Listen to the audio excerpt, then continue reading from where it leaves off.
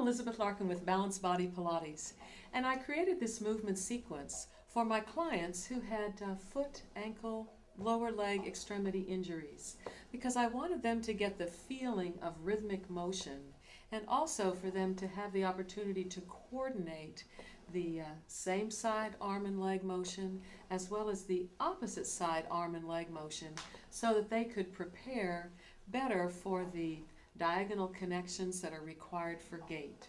Okay, so we're going to start now at the very beginning of this sequence. Anchor your sacrum into the carriage in a neutral pelvis, neutral spine. And as you exhale, start the action with your deep abdominals.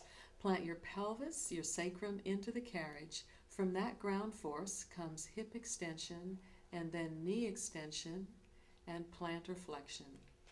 You can intensify that motion of the carriage by timing the movement of your scapular depression and your arms, just following your legs like so. Exhale, pelvis, legs, and then arms. Inhale, exhale, pelvis, legs, and then arms. So here's the coordination pattern. Notice there's a supination of the arms as the legs extend.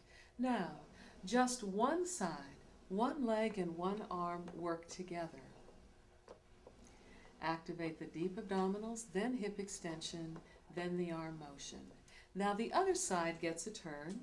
From a neutral pelvis, neutral spine, you time the motion of the limbs, the arm and the leg together on the same side. Now the next variation, she should know, shouldn't she made this up, sorry. Okay, so it's one side moves and then the other side, alternating sides. Activating the same side arm and leg and the same side arm and leg. Now it's time for the diagonal patterns, one leg and the opposite arm. This is the beginning of activating the oblique sling systems, the posterior and anterior oblique sling systems. Now change to the other side. Most people have a dominant posterior oblique sling system, and this will help to wake up the side that hasn't been used so much. Now we'll alternate. One arm in the opposite leg, the new side. One arm in the opposite leg, and the new side. Twice more here, a reminder to aim your foot just barely above the foot bar, or maybe at the same level as the foot bar. Now so far this has been open kinetic chain jumping.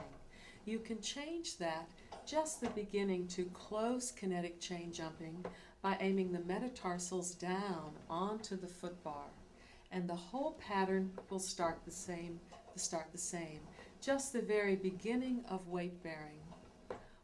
So when you have clients that have lower extremity injuries and for whom weight bearing is contraindicated, this is a safe and effective way to give them the feeling of the coordination of jumping and the feeling of the coordination of activating all of their oblique sling systems. In the next segment, we'll make this closed kinetic chain jumping using the foot plate and then get rid of the assistance of the springs. See you then.